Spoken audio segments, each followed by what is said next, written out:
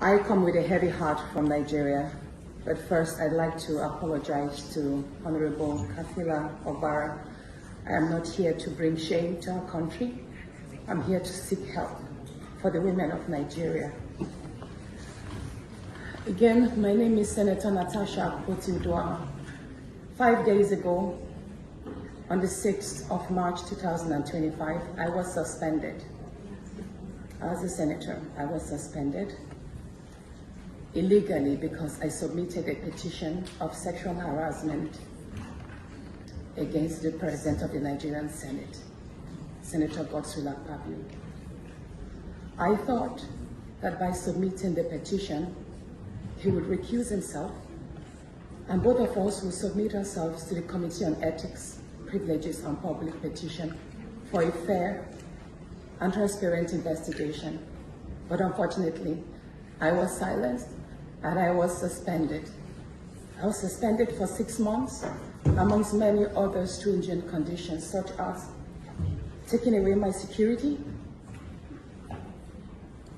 taking away all the officials, vehicles, and other items that were handed over to me as a senator. My salaries will be cut off. I must not appear anywhere near the National Assembly.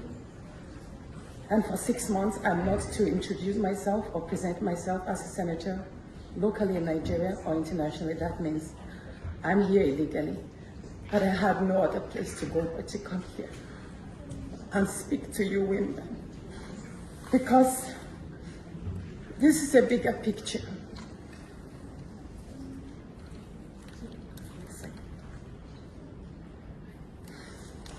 This is a bigger picture. It depicts the crisis of women political representation. My suspension is not just about me. It's about the systemic exclusion of women from political leadership in Nigeria. Women make up 3.6% of political offices, and in the Senate, it's just 2.8. We have 109 men, and only 4 of us are women. So right now, it's 108 with only 3 women. This is a clear case of political victimization, punishment for speaking out against impunity, corruption, and gender-based violence. The United Nations Declaration 48/104 declares sexual harassment as a form of gender violence. The Senate's actions are an assault on democracy. I was elected by my constituents to represent them. Yet a few powerful men have unilaterally decided to silence their voices by suspending me for 6 months. My call for an open and transparent investigation into harassment allegations have been met with hostility instead of accountability.